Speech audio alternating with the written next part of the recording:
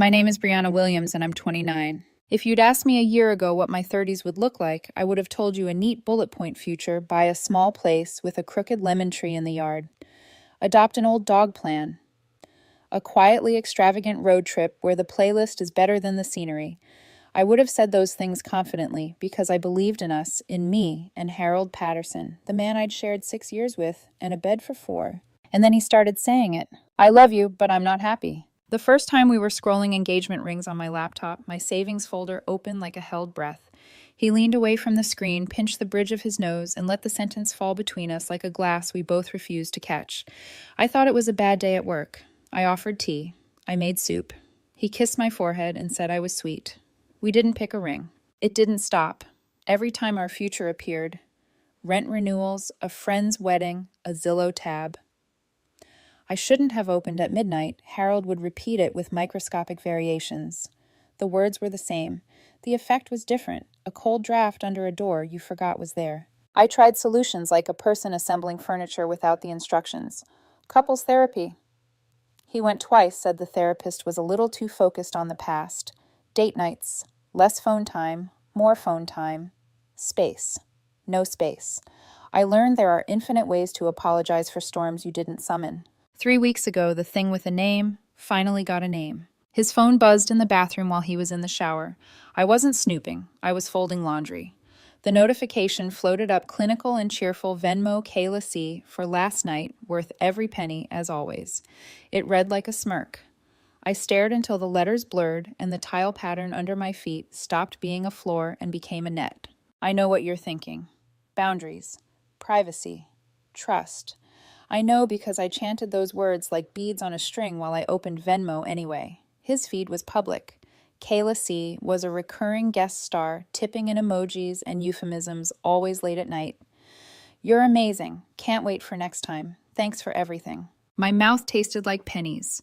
In a movie, this is where the protagonist storms into the bathroom and hurls the phone into the sink. In real life, I sat on the end of the bed and tried to breathe without making a sound like grief might overlook me if I stayed still. The water stopped. Harold emerged in steam, and a towel-hair damp skin flushed with the kind of aliveness that mocked mine. Who's Kayla? I asked. My voice came out steady like I'd been rehearsing. He blinked. A pause. Too short for a lie, too long for the truth. Oh, from work. We grab drinks sometimes. Team stuff. Every week, sometimes twice. Brianna, why are you being weird? He laughed soft and managerial. You know how the app captions look. People write jokes. I let it go. Correction, I pretended to. I started looking. The late nights became later. The gym bag acquired new outfits I'd never see in our bedroom. Yoga suddenly, but only the kind that required specific leggings. When he texted, his phone tilted away from me as if I were a bright window. 2 weeks passed like a hallway that narrows the longer you walk it. At dinner, cheap wine, that good bread with the salted butter we were talking about renewing our lease. I had color-coded numbers. He had a shrug. Then he said it again, almost kindly. I love you, but I'm not happy. I know, I said. He looked surprised, maybe that I used the present tense. I'm just going through something, he added. For 8 months, it slipped out of me like a shard. Why are you like this, he asked. Not angry, inconvenienced. Like what, a woman who's supposed to marry a man who keeps telling her he's unhappy and won't tell her why. I said it calmly, which made it worse. He blinked fast and reached for his water. He started crying, real tears. It would have broken me once. I reached for his hand. He flinched, like my fingers were hot. Maybe we need a break, he whispered. The sentence rearranged the air. Maybe we do, I said. My voice surprised us both.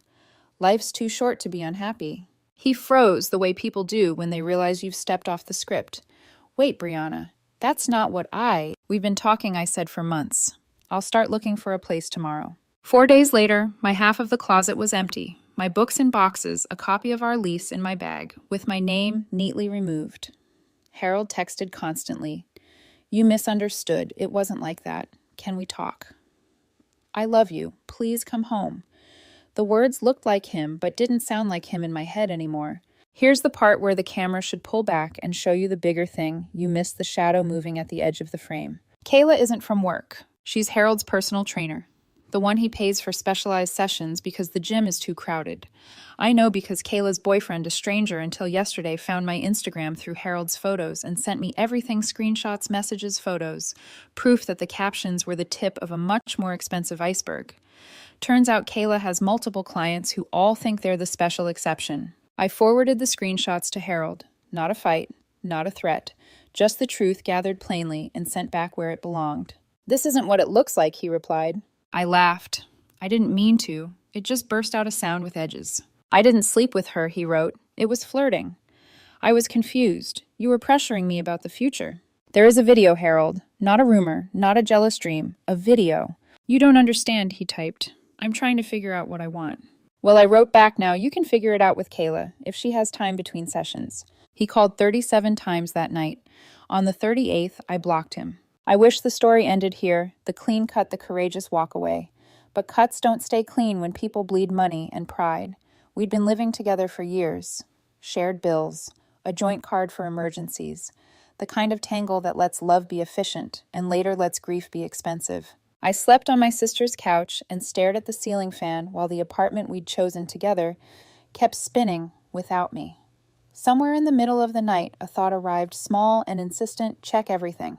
The truth is, I already knew the next disaster had a paper trail. I just didn't know it had my name on it. And no, this isn't about revenge. It's about records. Because people don't just rewrite the past with words. They do it with receipts. And if you're reading this at 2:47 a.m., the way I wrote it, you already know the worst part isn't what they did. It's how carefully they planned to make it look like you did it to them. When people say closure, they imagine doors. I've learned closure is more like paperwork, never done full of signatures you didn't consent to. The morning after I blocked Harold, my phone lit up anyway. New number. "You misunderstood," the text said. "I didn't mean for things to get that way. Please talk to me." I stared at it until the notification faded. It wasn't the words. It was the arrogance underneath them, like he still owned my attention by default. By the end of the week, he'd sent a dozen more from different numbers. Each one shorter, sharper. "You're overreacting. Don't ruin everything. You'll regret this." The grammar decayed in sync with his image of himself. But that same week, Kayla's boyfriend messaged me again. His name was Adam, and he had the voice of someone who'd already stopped expecting disbelief. "I'm sorry to drag you into this," he wrote, "but you deserve to know. I think he's done this before." He attached more screenshots, payments, voice notes, photos of Harold leaving Kayla's apartment, not the gym. The timestamps lined up with nights Harold claimed he was catching up on work or grabbing drinks with the team. Adam's final message hit harder than the proofs. "You're not the only one. There's at least 3 of us, me, you, and 2 other women Kayla's been taking money and attention from." He wasn't her only client, just her favorite type. It wasn't just infidelity, it was commerce. A rotating market of validation disguised as workouts. I sat on my sister's floor laptop, open, scrolling through Harold's Venmo feed like an autopsy. Same pattern training private session, thanks for last night. Every message an echo. Every emoji a smirk. My chest hurt. Not the heartbreak kind, the kind you get when your reality gets redrafted mid-sentence. I could have confronted him again, but confrontation is for people who think they can still fix something. I was done fixing. Instead, I wrote him a single message from my last unblocked number, forwarding you some receipts. Thought you might want to see how professional your trainer really is. He didn't respond for hours. When he finally did, it was textbook denial. "This isn't what it looks like. She's lying. You're making a fool of yourself, Brianna." I laughed aloud in my sister's kitchen. The sound startled even me. "I didn't sleep with her," he insisted, as if that distinction salvaged anything. "It was just flirting. I was confused. You were pressuring me about the future." Pressure. That word again. It's what people say when commitment feels like gravity, something natural they want to pretend is unfair. I sent one last text. "You pressured me too, Harold," into silence. And I left it there. Weeks passed. I thought quiet would follow, but quiet never does when you share a lease and an internet connection. First, I got a call from the landlord. "Hey, Brianna, just wanted to check you and Harold splitting the rent this month, or should we expect delay?" I'd already taken my name off the lease, personally delivered the form. I told him so. He sighed. Then he didn't file it. He said you were still there.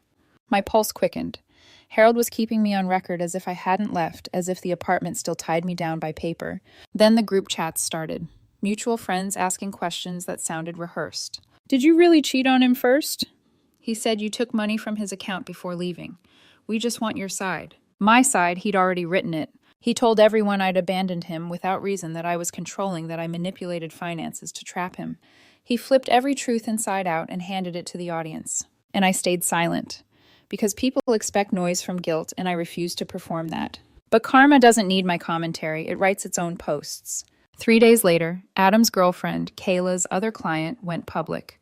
A furious Facebook expose warning local trainer, Kayla C., scamming clients, emotional and financial manipulation. Attached were screenshots, photos, and yes, Harold's name. That post spread faster than wildfire on dry gossip. By the end of the night, Harold's mother had commented, "Is this true?" The next day, a local blog picked it up.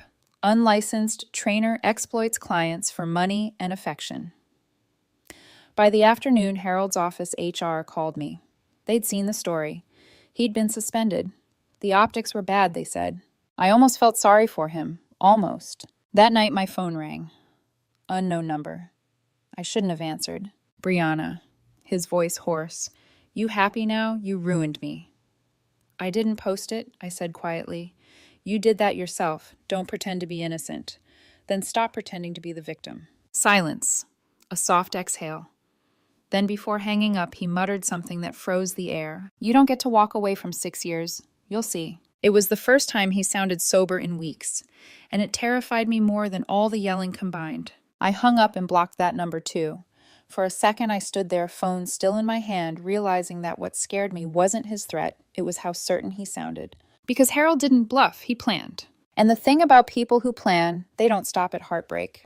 They start drafting revenge. The next threat didn't arrive with shouting or broken glass.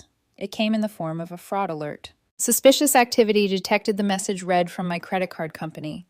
I opened it, expecting a glitch. Then my breath stopped. $3,000. A jewelry store. My old joint account. Harold. He was still an authorized user, something I hadn't yet removed, because my focus had been on healing, not housekeeping. Big mistake. In less than 12 hours, he'd hit 3 other stores, handbags, shoes, a new phone. Every receipt looked like the wish list of someone trying to build a new life using the ashes of the old one. I called the company immediately. He's my ex, I said. He's using the card without my consent. The agent's voice was polite, robotic.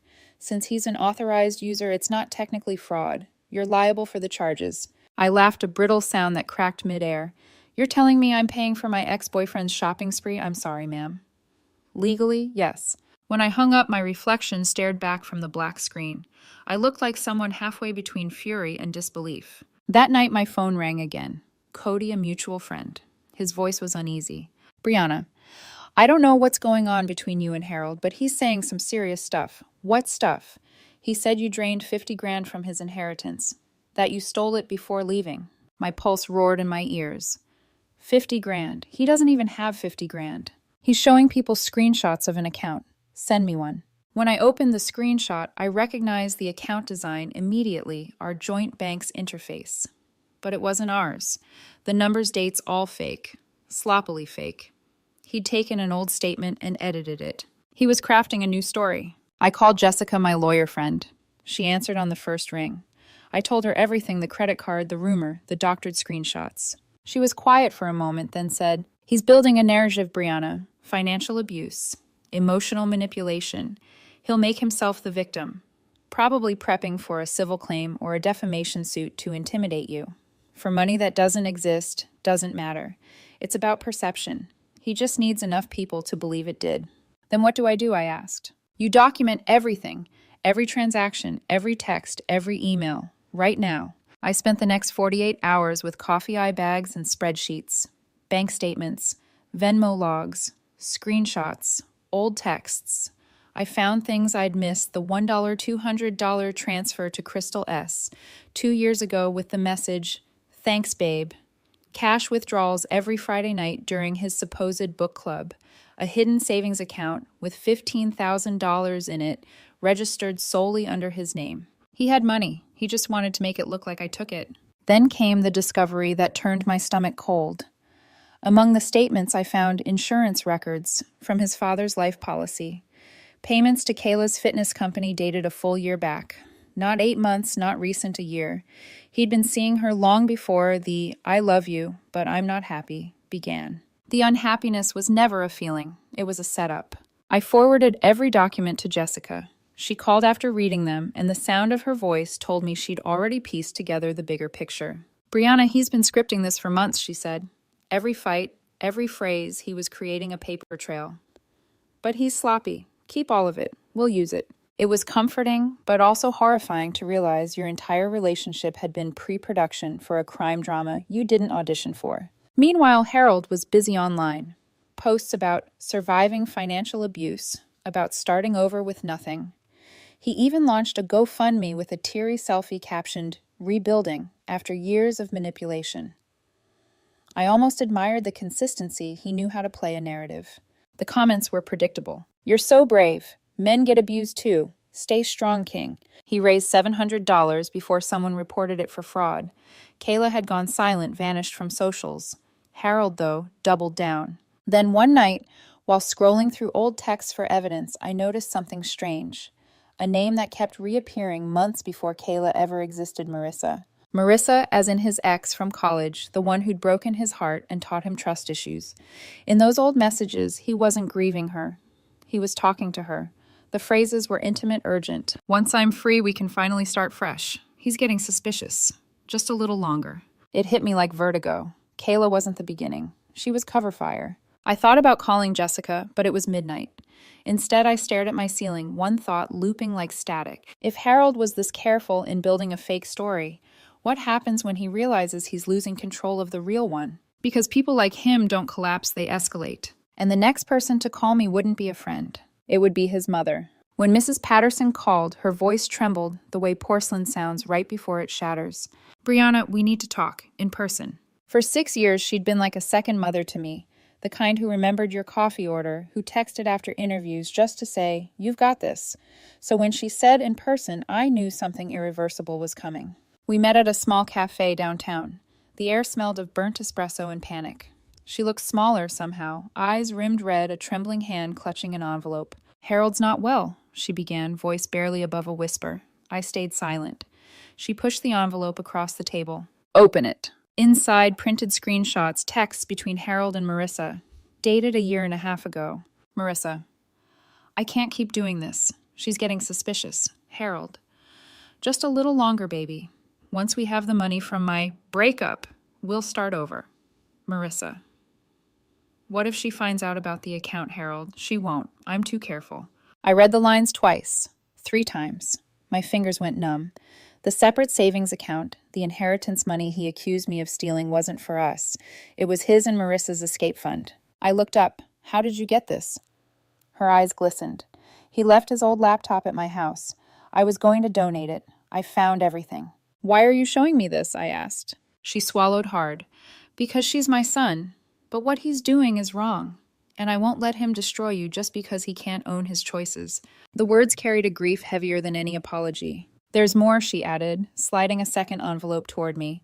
"Marissa's married, has a child. Harold knows. He doesn't care. They were waiting for her divorce settlement. But her husband found out about Harold and about you. He's filing for divorce, and he's taking everything." The irony landed like a cruel joke. Harold's dream life, built on deceit, was crumbling before he could cash it in. "I didn't come here to ruin him," she said. "I came because you need to protect yourself. He's furious and he's desperate. That's a dangerous mix." Desperate people rewrite history fast. I could already feel the edits being made. I thanked her quietly, though the word felt small for what she'd just done. She reached across the table and took my hand. "You were the best thing that ever happened to him, Brianna. I just hope someday he understands what that means." When I got home, my phone was buzzing. Notifications. Dozens of them. Harold had posted a long status. "Some people pretend to love you just to ruin your life when you're vulnerable. Be careful who you trust." Photos of us, old vacations, anniversaries, accompanied by vague captions about abuse control and surviving toxicity. The comments section was a public trial. "So proud of you for speaking out. She didn't deserve you. Men can be victims too." And there I was, silent, invisible, rewritten again. I called Jessica. She didn't even let me finish explaining. "He's escalating. We're filing for a protective order. I'll handle the paperwork." We gathered the evidence, the midnight phone calls, the credit card fraud, the screenshots from his mother, the threats I'd dismissed as venting. The next morning, we stood before a judge. He was an older man, patient eyes but sharp instincts. He scanned the fake texts Harold had allegedly created me, threatening him, and compared them with the real ones Jessica had compiled. After 5 minutes, he looked up. "This is fabrication," he said flatly. "You're granted a temporary protective order, effective immediately." It was surreal hearing the words, seeing them stamped on paper. Legal proof that I wasn't crazy. The officer served Harold at his gym in front of everyone, including, ironically, his new trainer. I didn't witness it, but Jessica described it later with grim satisfaction. He tried to play calm, said it was a misunderstanding. The officer just handed him the paper and walked away. That night, Mrs. Patterson called again. Her voice cracked. "He knows I gave you the laptop. He's furious. He said I betrayed him." "You did the right thing," I said softly. Maybe she whispered, "but I don't think he's done." And she was right. 2 days later, Harold posted again, this time not about me, but about her. Blood isn't always thicker than water. Some parents choose sides. He was unraveling publicly now, burning every bridge that used to make him human. I didn't comment. Didn't even click. But I started sleeping with the lights on. Because it's one thing to be slandered online. It's another to realize the person you once loved now views you as an enemy worth destroying. And just when I thought the chaos had peaked, Jessica called again. Her tone was cautious, deliberate. "He's filing a civil claim, Brianna. Emotional distress, financial abuse. It's a scare tactic, but we're going to end this properly." I wanted to laugh, to scream, to disappear. Instead, I opened my laptop and began sorting evidence again. Dates, amounts, screenshots, receipts. Because the truth, I was learning, doesn't defend itself. You have to document it. And this time I wasn't just fighting to clear my name. I was fighting to reclaim the story he'd stolen. Courtrooms are not built for closure. They're built for records, words flattened into exhibits, emotions translated into timestamps.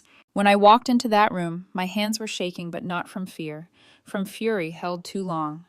Harold sat on the opposite bench, polished and pitiful, in a navy suit I once bought him for a job interview. His lawyer whispered in his ear like she was feeding a puppet its lines. Jessica leaned close to me and murmured, "Stay quiet unless I tap your hand. Let him perform. Then we'll show the receipts." He performed. Oh, he performed. He spoke of 6 years of emotional volatility, financial control, and psychological manipulation. He teared up right on cue, talking about how I'd isolated him from friends.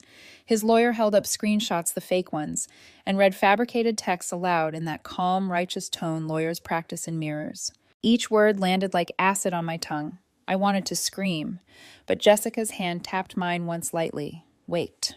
When it was her turn, Jessica stood with that terrifying grace of someone who knows they're holding a grenade made of truth. "Your Honor," she said, "we have the original, unaltered messages, metadata included." She handed the judge a thick folder, crisp with precision. "We also have financial records, notarized copies of Venmo transactions, insurance payments, and an affidavit from the defendant's own mother." The judge's brow furrowed, Harold's color drained. Jessica continued, her voice steady, surgical. "We can prove Mr. Patterson fabricated screenshots, tampered with statements, and attempted to file a fraudulent claim. Additionally, Exhibit D shows payments made from his account to one Kayla Carter under the description private sessions worth every penny over an 8-month span, some overlapping with the dates of his alleged distress."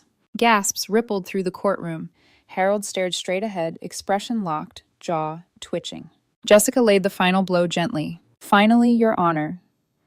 Exhibit F text messages between Mr. Patterson and Ms. Marissa L., predating the breakup by over a year. They outline a plan to leave once the money clears, including reference to a joint savings account. This proves motive financial, not emotional." The judge turned slowly toward Harold. "Do you have an explanation?" His lawyer stammered something about context.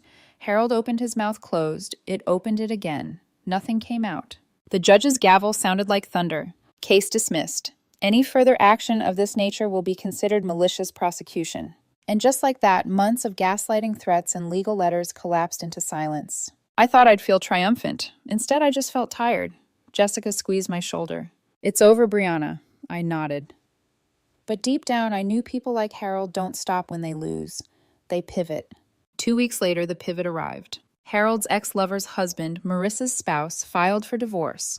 His lawyer subpoenaed all of Harold's communications as evidence of alienation of affection. Apparently, that's still a legal claim in our state. Jessica smirked when she told me. Consider it poetic symmetry, she said. The fallout was swift. Harold's lawyer withdrew. The Bar Association opened an investigation into his fabricated exhibits. He tried to represent himself, showed up in court in a crumpled shirt, shaking, muttering about conspiracies. Marissa didn't even attend. Her lawyer handled everything. Harold was ordered to pay restitution for damages to the marriage. He sold his car to cover part of it. Meanwhile, Kayla, the trainer, reappeared briefly online, posting photos from Florida. New clients, new motivation quotes. Her comments were full of local women warning each other, check credentials before you trust someone with your time and heart. Karma, it seemed, didn't need my help. Mrs. Patterson called again. Her voice was soft, almost hollow. He's angry with me. Says I betrayed him for you. You didn't betray him, I said. You saved him from what he was becoming. He won't see it that way, she whispered, but maybe someday he will. I told her to take care of herself, to block his number if she had to. She said she couldn't. He was still her son. And I understood. Some bonds aren't meant to be severed, only contained. When we hung up, I sat by my window for a long time, watching dusk spill over the city. It hit me then, the irony of it all. He spent months trying to make me look unstable, and now he was the one unraveling in public. But justice isn't cinematic. There's no applause, no closing credits. Just a line on a court document that says case dismissed. And an exhausted woman finally learning how to breathe without explaining herself. That night, I deleted his last remaining number, the one I'd kept just in case. The silence that followed wasn't empty. It was earned. Freedom didn't feel like fireworks. It felt like morning light on a clean table. It felt like a phone that didn't buzz. 2 months had passed since the final court date.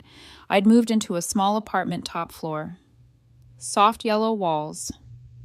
One squeaky window that whistled when it rained.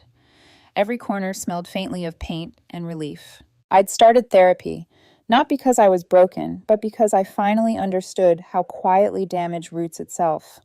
Dr. Nguyen, my therapist, once said, "Healing isn't peace, Brianna. It's maintenance." And I think she was right. Every day I swept the dust of him out of small places, a playlist I used to love, a recipe we made, once the urge to check if he'd posted something new. Jessica called one morning, her voice lighter than it had been in months. Good news. The court closed his file officially. He's barred from filing anything similar for at least 2 years. I exhaled so deeply it felt like exorcism. Thank you for everything. You did the work, she said. I just carried the folders. The practical aftermath took weeks. I paid off the $5,000 credit card bill from his spree.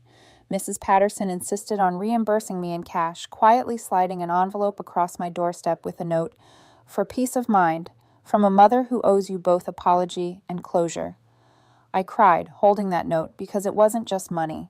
It was accountability, and that's rarer than love. Harold, I heard, had moved back in with her, working 2 part-time jobs under a probationary contract. The trainer, Kayla, had vanished again. Rumor said she'd started fresh under another name in Miami. And Marissa?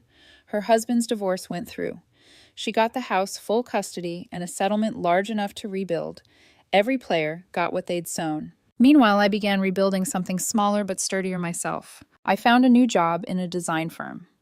Nothing glamorous, but creative enough to remind me who I was before being rewritten into someone else's storyline. I got used to dinners for 1 long walks home, budgeting spreadsheets that made sense. For the first time in years, I could track my money and my emotions without flinching. One evening, my phone buzzed with an unknown number. "I'm sorry." The message was short, unpunctuated, and familiar. I didn't reply. Not because I hated him, but because I didn't owe him my response anymore. Still, I screenshotted it and forwarded it to Jessica. She replied with a single thumbs-up emoji. Sometimes silence is the loudest boundary. A week later, a mutual friend texted me a screenshot from a dating app. Harold, 29. Entrepreneur. Looking for someone loyal who values communication. His profile photo was old US at a lake cropped so only he remained. I stared at it for a while, not with anger, but with a strange kind of detachment. The way you might look at an old house you once lived in, grateful for the roof. It gave you aware of the leaks you ignored. That night, I took myself to dinner. Alone, but not lonely. I ordered wine I didn't have to justify, laughed with the waiter about dessert sizes, and toasted quietly to the mirror across from me. To new beginnings, I whispered, and to dodging bullets dressed as soulmates. I don't believe in revenge anymore. It's just another way to stay tethered. I believe in records, in truth, in reconstruction. So here's mine. If you ever find yourself next to someone who says, "I love you, but I'm not happy," don't panic. Listen, because sometimes that's not a confession. It's a warning. And when you hear it, remember this. Life is too short to be unhappy, but it's also too short to be someone else's placeholder while they rehearse their next act. My name is Brianna Williams, 29, survivor of misplaced trust and rehearsed affection. And tonight, I am nobody's cautionary tale.